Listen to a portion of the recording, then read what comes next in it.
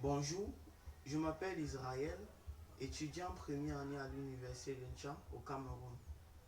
Les vecteurs régissent un concept très capital, plus précisément en physique mathématique. Plus précisément dans l'étude de plusieurs phénomènes physiques, la compréhension des champs de vecteurs.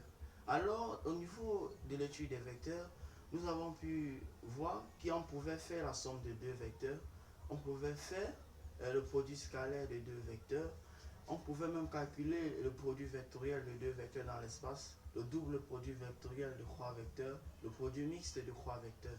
Alors je me suis interrogé si on peut combiner tous ces signes, toutes ces opérations algébriques dans un espace vectoriel. Alors, ne peut-on pas aussi parler du rapport de deux vecteurs et dans quelles conditions peut-on parler du rapport de deux vecteurs?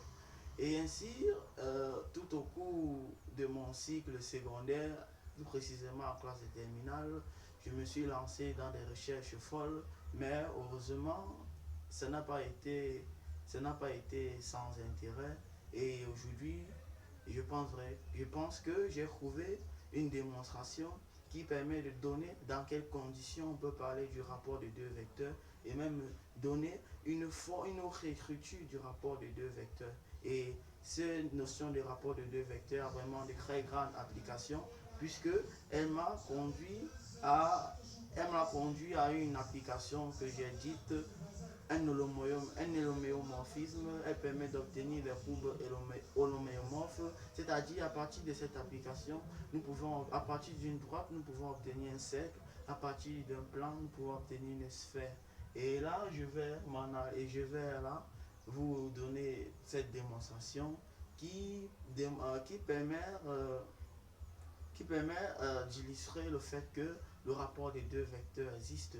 Alors, nous allons prendre comme espace topologique l'espace euclidien même. Alors, soit V1 et V2, deux vecteurs collinéaires de l'espace euclidien. Et U, un vecteur unitaire collinéaire au vecteur V1 et V2. Alors, la condition de collinéarité pour les vecteurs V1 et V2 est telle que, premièrement, nous avons le vecteur V1 égal à la norme de V1 multiplié par le vecteur U et le vecteur V2 égal à la norme de V2 multiplié par le vecteur U. Ainsi, la condition de collinéarité, nous avons V1 sur V2 égal à V1U sur V2U. C'est ici qui va me donner V1 sur V2 qui donne un réel K.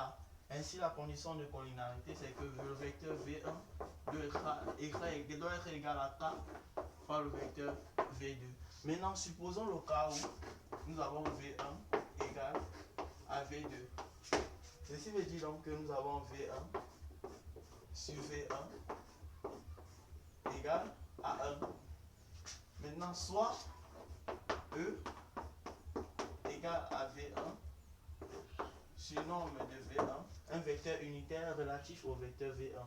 Ceci veut dire tout simplement que ici nous avons V1E sur V1E égale à 1 et le 1 est encore égal à E scalaire E puisque E est un vecteur unitaire et de plus il est relatif à V1. Maintenant supposons qu'il existe dans cet espace puisque nous allons munir cet espace d'un repère orthonormé OIJK. Maintenant supposons que dans cet espace il existe un bipoint AB qui engendre le vecteur V1, c'est-à-dire V1 est encore égal à AB. Et là, nous allons supposer que dans la base IJK, AB a pour coordonnées X1, Y1 et Z1. Ceci implique tout simplement que le vecteur E a pour coordonnées X1 sur AB, Y1 sur AB et Z1 sur AB. Nous allons poser X1 sur AB égale à X, Y1 sur AB égale à Y, Z1 sur AB égale à Z. Ceci veut dire que E aura pour coordonnées dans la base IJK X, Y, Z. Maintenant, l'autre problème, c'est ce rapport E sur E égale à 1. Ce rapport-ci aura un sens lorsque 1 sur E aura aussi un sens. Alors nous ne pouvons pas affirmer s'il a un sens ou pas, sans d'abord supposer son existence et montrer s'il engendre un sens ou un contresens. Alors nous allons supposer que dans la base IJK, il existe un unique vecteur que nous notons ici, égal à 1 sur E, tel que ce vecteur a pour coordonnées x', y', z' dans la base IJK. C'est-à-dire, alléguer l'existence de ce vecteur, c'est pouvoir démontrer qu'il existe un tel couple et de plus qu'il est unique. Alors à cet effet, qu'est-ce que nous avons? Nous revenons là. Nous avons donc E scalaire ce vecteur égal à E scalaire E. Et là, en mettant un facteur, nous avons E scalaire ce vecteur moins E égale à 0. Nous allons donc poser ce vecteur-ci égal à un vecteur V. Là, il aura pour coordonnées x' moins x, y' moins y et z' moins z.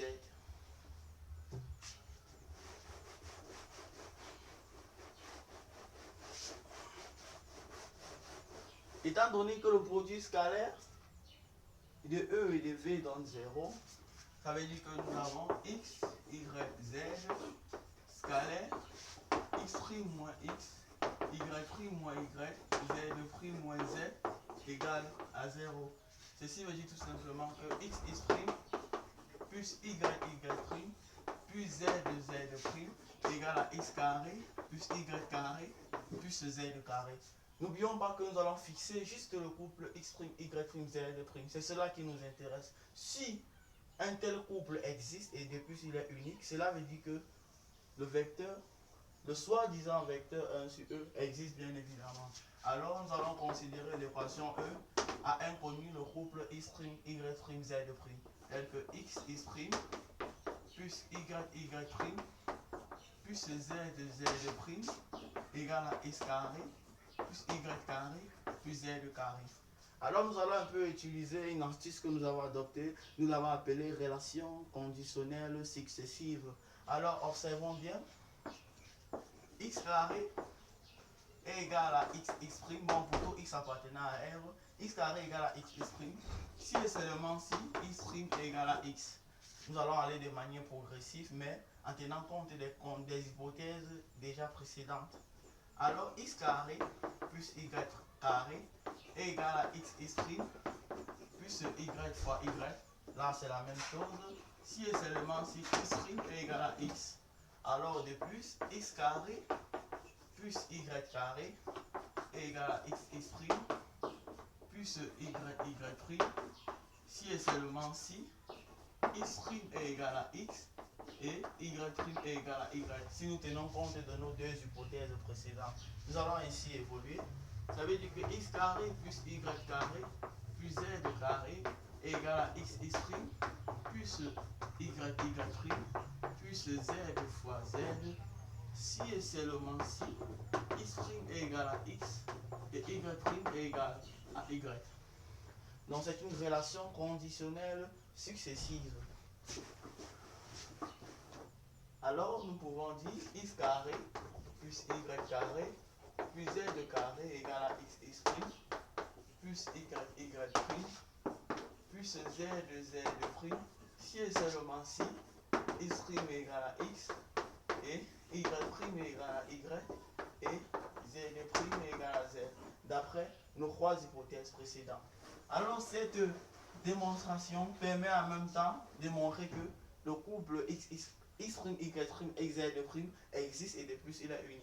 Alors nous avons x' égale à x, y' égale à y et z' égale à z. Donc le vecteur 1 sur E est bien évidemment égal à E. Au départ, qu'est-ce que nous avons? Nous avons AB qui est égal à B1 égal à AB multiplié par E. Alors nous pouvons écrire 1 sur AB égale à 1 sur AB multiplié par 1 sur E. Or, nous venons de montrer que 1 sur E.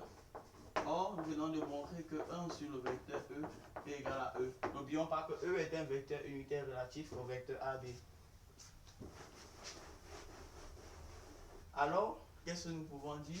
Bon, posons ici 1 sur AB égale à un vecteur AB, le tout prime que nous notons ici. Ceci veut dire donc que AB, le tout prime, donne 1 sur AB. Et nous remplaçons 1 sur E par le vecteur E. Nous l'avons déjà montré. Or, le vecteur E, c'est un vecteur unitaire relatif à AB. Et il est positif. Et bon, il a des sens positifs. E égale à AB sur norme de AB.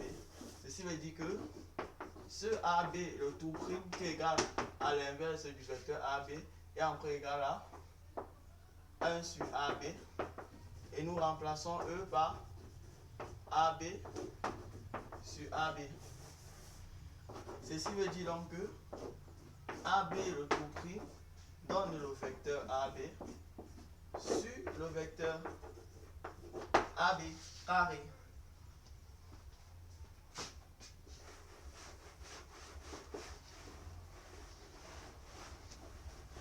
À cette fin, nous concluons que 1 sur AB est encore égal à ce vecteur AB' que nous avons supposé, qui est encore égal à le vecteur AB sur la norme du vecteur AB au carré.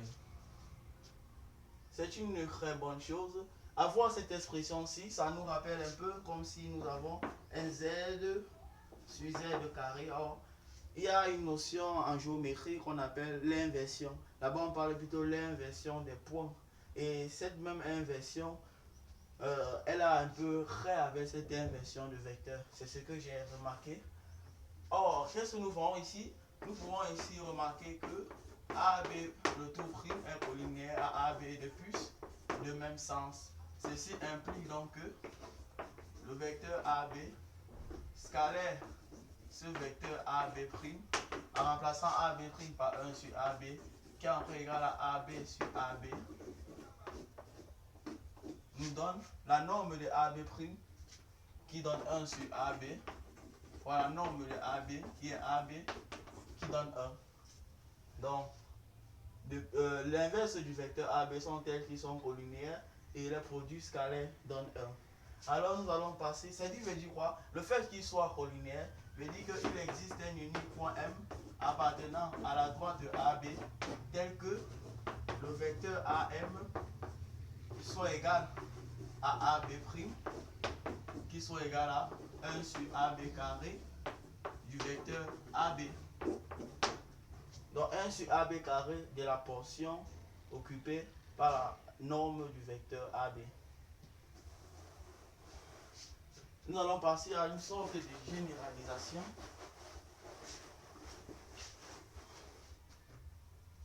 Pour tout vecteur V appartenant à l'espace, qu'est-ce que nous avons? D'après ce que nous venons de montrer, V' est égal à 1 sur V, qui donne le vecteur V sur la norme de V au carré. Bon, là, c'est déjà quand même suffisant. De plus, V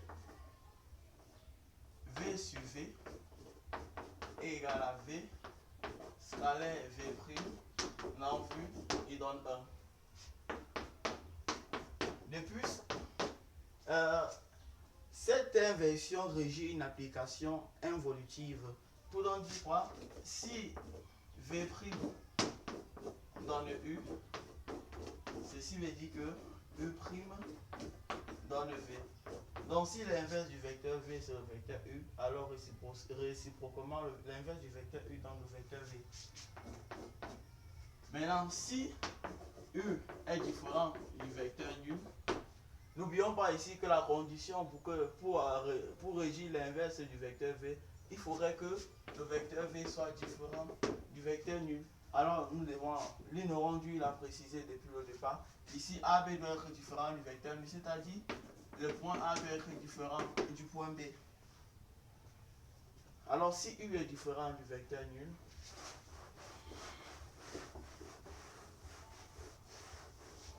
qu'est-ce que nous avons? Nous avons V sur U égale à V scalaire U scalaire U'. On sait que U' est collinéaire à U. Ceci veut dire donc que l'angle entre le vecteur V et le vecteur U' est encore égal à l'angle entre le vecteur V et le vecteur U. Ceci est égal à la norme de V. Or, la norme de U, c'est 1 sur norme de U fois le cosinus de l'angle entre les vecteurs V et U. C'est un rapport scalaire. Et je pense que je vais m'arrêter là. Ainsi, je vous laisse le soin d'examiner, puisque nul n'a le monopole du savoir, mais la plus importante des choses, c'est aussi les découvertes. Merci.